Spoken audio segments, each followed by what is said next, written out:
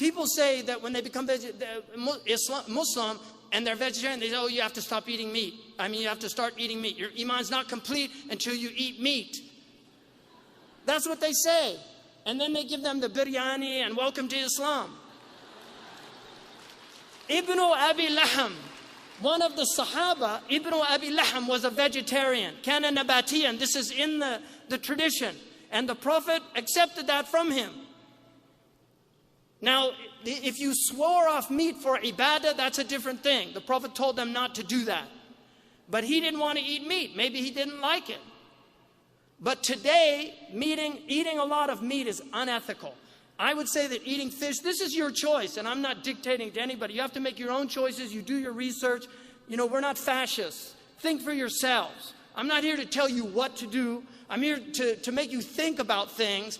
And you go back and you do your own research and you decide for yourselves, because you're all sovereign human beings and nobody can tell you what to do other than Allah and His Messenger, and that's it. Nobody can tell you what to do. And every scholar that tells you, he's telling you what he thinks Allah and His Messenger is telling you what to do. That's called ijtihad. But there are a few things where Allah spells it out.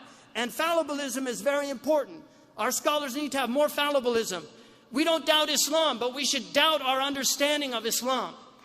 We should doubt our understanding of Islam. We don't doubt Islam, but we should doubt our understanding of Islam. Because to have certainty about your understanding is to arrogate to yourself some divine knowledge that you don't have. So Sayyidina Umar said, إِيَّاكُمْ وَاللَّحْمِ فَإِنَّ لَهُ ضَرَاوَةَ كَضَرَاوَةِ الْخَمْرِ. It's in the Muwatta. Beware of meat, because it has an addiction like the addiction of wine. Beware of meat. إِيَّاكُمْ وَاللَّحْمِ. Because it has an addiction like the addiction of wine. We have Muslims now eating meat 3 times a day, and then they're wondering why they have gout, why they have all these diseases. Seriously, start cutting that out. The other thing, I read a book last year called The Caveman's Diet. And in that book, he was arguing, he's not a Muslim.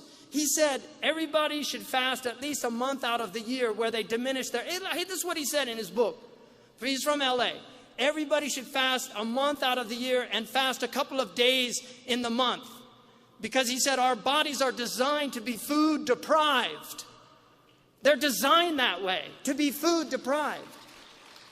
If you want to see an amazing documentary, look at Sick, Fat, and Nearly Dead. Sick, fat, and nearly dead. And you look at the miracle that happens on that.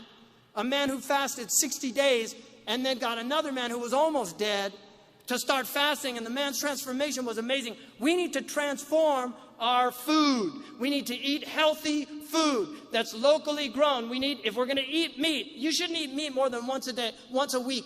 Imam Sahad al-Tusturi, one of the conditions when he took on students, one of the conditions he stipulated was they only ate meat once a week.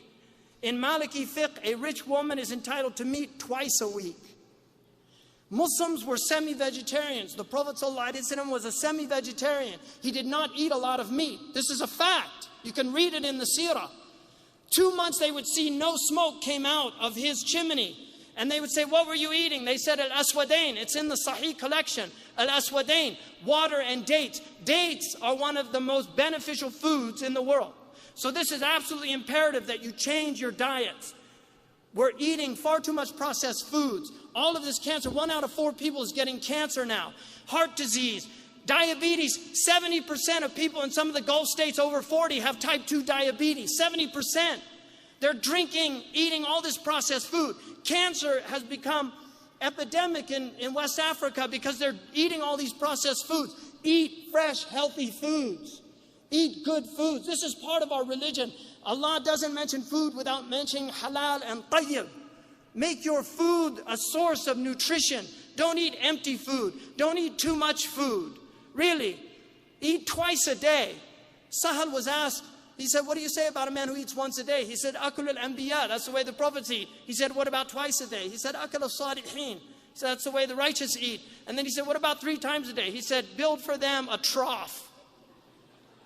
Build for them a trough.